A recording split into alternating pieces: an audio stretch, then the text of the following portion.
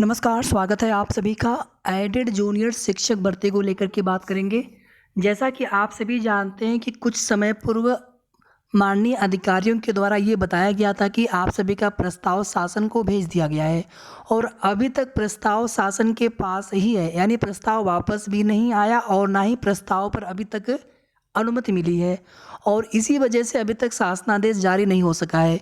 दूसरी तरफ आप देखेंगे कि मामला डिवीज़न बेंच में फिर से कोर्ट में जा चुका है। 1 जुलाई को डेट लगी थी, लेकिन उस दिन केस पास ओवर हो गया था। दोबारा से डेट लगी है 8 जुलाई की। अब आपकी इस भर्ती में आगे क्या होने वाला है किसी को नहीं पता है। वहीं आप सभी देखेंगे नई शिक्षक भर्ती को लेकर के सिर्फ संभावना, उम्मीद है। शासन स्तर से कोई भी कन्फर्म चीज़ें नहीं बताई जा रही है, उनकी मंशा पता नहीं चल पा रही है। हालांकि कुछ पुरानी भर्तियां आगे बढ़ी हैं, जैसे आप देखेंगे 12,460 शिक्षक भर्ती, लेकिन आपकी भर्ती वही की वही पड़ी है फिलहाल में। आगे नई शिक्षक भर्ती को लेकर के सबसे पहले यूपी टेट का आयोजन होगा, लेकिन वो सब भी छोड़िए आप। अभी आप देखेंगे टीजीटी, पीजीटी और असिस्टेंट प्रोफेसर भर्ती प्रक्रिया भी आगे नहीं बढ़ सकी है। एलटी ग्रेड में नया विज्ञापन आना है, उसका भी अभी तक पता नहीं है कि कब तक विज्ञापन आ जाएगा। तो आप सभी यहीं से स्वयं आप सभी अनुमान लगा सकते हैं कि प्रदेश में नई प्राथमिक शिक्षक भर्ती या फिर जूनियर की शिक्षक भर्ती का विज्ञापन कब तक देखने को मिल सकता है।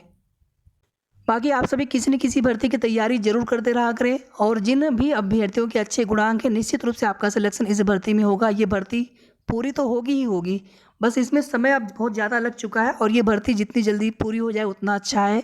और किसी को नहीं पता है साथियों कि मेरिट गुणांक कितना जाएगा। अनएक्सपेक्टेड चीज़ें रहने वाली हैं। सीटें बहुत कम है, अभ्यर्थी बहुत ज़्यादा है।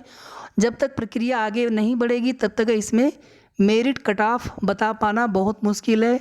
बस आप लोगों के जितने भी गुणांक हो, आप अपने स्तर से आपको समझ में खुद आ सकता है या फिर आप स्वयं भी जान सकते हैं। जितना आप स्वयं के लिए आप स्वयं से अनुमान लगा सकते हैं कि हमारा हो सकता है कि नहीं, उतना कोई नहीं बता सकता। किसी को नहीं पता है कन्फर्म, सब लोग अनुमान ही लगाएंगे कि हाँ लगभग इतनी कट ऑफ जा सकती है।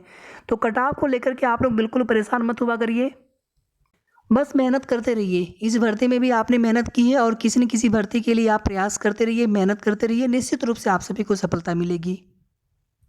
थोड़ा सा यहाँ पर कोर्ट अपडेट देख लेते हैं। अगर आप देखेंगे तो यहाँ पर स्पेशल अपील फाइल की गई थी सिंगल बेंच के आदेश के बाद।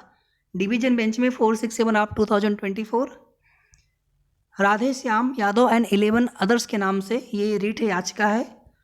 और आप सभी देखेंगे इसमें कई तरह के अलग तरीके से उन लोगों ने तैयारी की है, ग्राउंड लगा रखा है,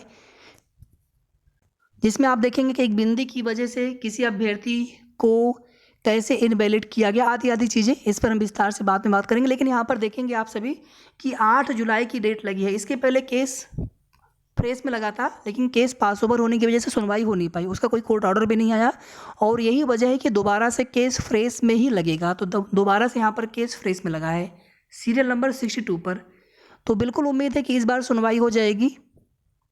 और वहीं आप देखेंगे कि जो भी अभ्यर्थी चाहते हैं कि भर्ती जल्द पूरी हो, उनकी तरफ से पहले भी कोशिश किया गया था कि भर्ती को कोर्ट से बाहर लाया जाए और वे अभ्यर्थी दोबारा से फिर से कोर्ट में खड़े हैं अपना पक्ष रखने के लिए कि भर्ती में दोबारा से स्टे न लगे।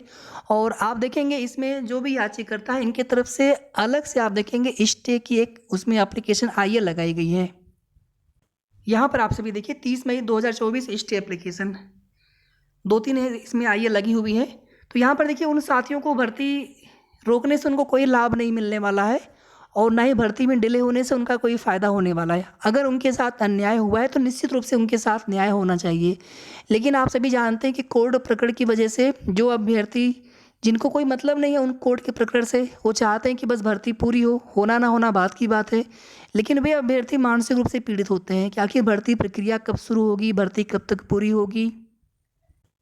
तो कुल मिलाकर के साथियों अभी तक शासन से अनुमति नहीं मिली। आप पूछेंगे कि आपको कैसे जानकारी, कुछ चीज़ें देखिए कहीं से चीज़ें पता चलती हैं, आप लोग भी समझते हैं चीज़ों को।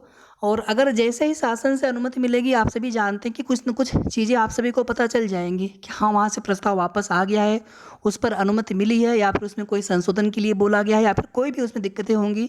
कुछ जो मैटर है रिजर्वेशन का, मेरिट कैसे बनना है, आदि आदि चीज़ें, तो उस पर आप सभी जानते हैं कि पूरी तरह से चीज़ें क्लियर करके ही शासन के पास भेजी जाती है। शासन उसमें बहुत अधिक चीज़ें संशोधित या वो चीज़ें अपने स्तर से नहीं बताते हैं, विभागीय अधिकारी ही सारी चीज़ों को डिसाइड करते हैं एज पर जो रूल है गवर्नमेंट गवर्नमेंट के जो गाइडेंस होते हैं उसके अनुसार, और शासन स्तर से केवल और केवल अनुमति ही दी जाती है भर्ती प्रक्रिया आगे बढ़ाने को लेकर के। तो आप सभी से हमारा एक आग्रह है साथियों, आप लोग जैसे भी प्रयास करो, आप सभी का प्रयास सराहनीय होता है। आप लोग पूरी कोशिश करते रहते हैं अपने स्तर से कुछ न कुछ अभ्यर्थी। एक बार आप सभी जनता दरबार जरूर चले जाइए, मुख्यमंत्री जी के जनता दरबार लखनऊ या फिर गोरखपुर, जहाँ पर भी मुख्यमंत्री जी अवेलेबल हो आने वाले 2-3 दिन में, और उनसे आप यही निवेदन करें, आग्रह करें कि सर प्रस्ताव काफ़ी पहले भेज दिया गया था, बहुत पहले से भर्ती रुकी हुई है, सिर्फ कृपया भर्ती को आगे बढ़ाने को लेकर के शासन स्तर से जो भी प्रस्ताव उनके पास गया हुआ है तो प्रस्ताव पर हरी झंडी मिल जाए। और यही चीज़ें बेसिक शिक्षा मंत्री जी से भी मिल करके निवेदन करना है उनसे। तो निश्चित रूप से आने वाले विदिन 1 वीक या 10 डेज के अंदर अंदर आप सभी को शासनादेश देखने को मिल जाएगा। बाकी अभी देखिए कोई नहीं बता सकते हैं कि शासनादेश कब तक आ सकता है, और आप सभी जानते हैं कि 8 जुलाई को डेट लगी है, तो कहीं ना कहीं सबके मन में डर बना हुआ है।